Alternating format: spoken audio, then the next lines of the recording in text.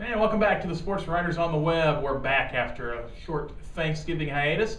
I'm Herald-Whig sports editor Donald O'Brien. Alongside Blake Toppmeyer and Matt Schuckman, we're talking basketball because in Quincy, Illinois, basketball is King. Basketball is king. Blake, you'll find this out soon enough if you already didn't know. Basketball's king. We've got an undefeated Quincy High School boys basketball team. Right.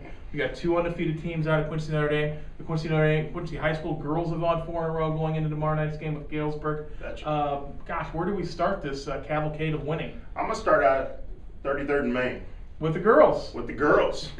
Win 4 in their own tournament, knock off an East St. Louis team that had 2 Division I athletes on there. 6'3" girl going to Louisville to play volleyball. It was a very good weekend for the Blue Devils.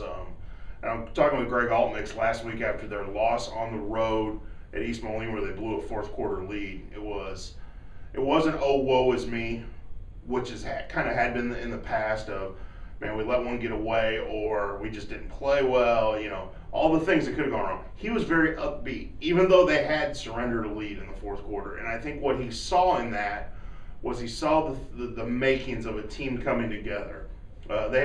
They lost in overtime in their opener at Jacksonville. They did some nice things in both of those games, but he also did some things where he tweaked the lineup. He sat some girls down who either weren't producing or weren't playing in the confines of the structure he wanted, and it made an impact. It made them realize that no one's bigger than the team, and you kind of saw that come together. And everybody I talked to that was at their games over last Friday and Saturday talked about the defensive intensity and the defensive effort, and how that was just that's what really set the stage for them to win that tournament. Now, carry it over. It can't be a one weekend thing. It's something that's got to carry over. Win or lose Thursday night against Galesburg, it's got to carry over. They have to play well defensively to continue that progress. Well, business will pick up for the Quincy High School girls on Thursday night. For the Quincy Notre Dame girls, they're 2-0, 2 blowout wins so far, but their path is very difficult for the next 72, 96 hours or so. Right, yeah. Thursday night playing at Springfield High School, team that's ranked number 3 in Class 3A. Now, Springfield High School did lose to Galesburg, but still, it's a very good team. They got a Division I guard, future Division I guard in Zana Medley. And then Saturday, they play at Springfield Sacred Heart Griffin. Pretty good team, maybe not quite as good as they were last year, but still, you're talking about 2 3A opponents for Quincy Notre Dame. And this is just kicking off what's going to be a really, really tough December schedule for the Lady Raiders. They got a couple of Missouri Class 5 schools coming up. They got a school from Iowa that's in Class 4A that reached the semifinals of last year's 4A state tournament in Iowa.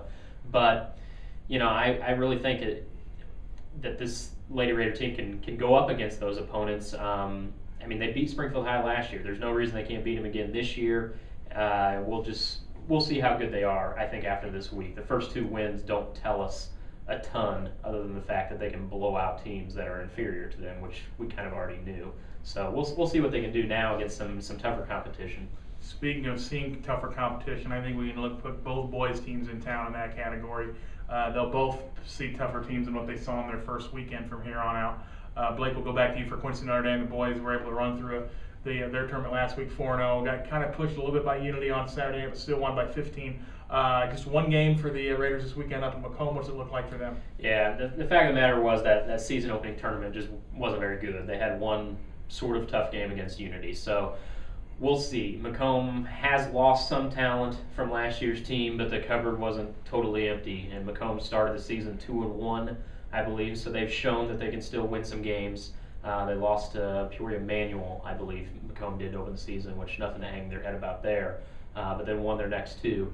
So, Macomb's been a team that recently QND struggled against. They really struggled against them last year on the road. It's not going to be an easy one. I was talking to Scott Douglas on Tuesday night, and he said that he thinks he's going to get a lot better feeling for how good his team is after Saturday, seeing what they can do on the road against a pretty decent opponent. Well, the Quincy High School boys, Chuck, don't have to go on the road, but they do get 2 tougher home tests this weekend than they saw in the opening weekend. They rolled through 3 teams. And I think, like Blake said, Scott Douglas is going to have a better idea of what his team is made of, what it's capable of after this weekend. Same with Sean Taylor. The Thanksgiving tournament, the competition just wasn't there. But Quincy High did what it needed to do to make sure none of those teams challenged it. Came out of the gate strong, averaged better than 20 points a game in the first quarter, something that they did not do last year when there was a lot of times they had single digits in the first quarter. So they put, they came out strong, and then when they got a team down, they stepped on the throat, and didn't let them get back up. And that's huge for a team trying to build a new identity. Very talented team, very athletic team. Can that carry over against a very talented team, very athletic team in East Moline on Friday night? And this is a good tone setter for the Western Big Six. East Moline and Quincy shared the same amount of votes in the Western Big Six Conference media poll to finish second behind Moline. So, a lot of teams right in that neck of the woods where can they challenge Moline for the conference title? Well, this one, you got to win at home if you want to do that. This sets the tone. In addition to all of that basketball coverage we'll have in the newspaper over the next couple of days, this weekend we'll also have our all-area girls volleyball and football all-area teams coming out.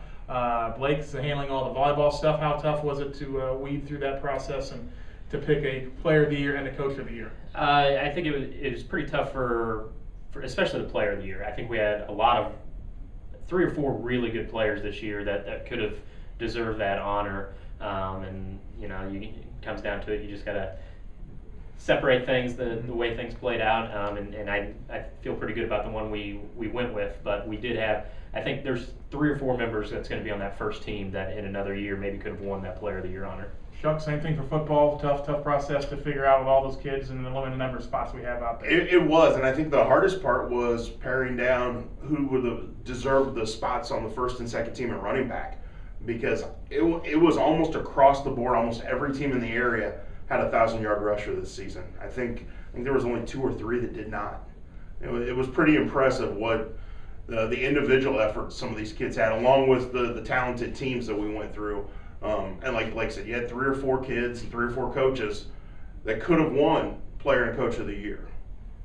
You have to wait till Sunday to find out who, though. Saturday for the volleyball, Sunday for the football, basketball, because it's king all weekend long.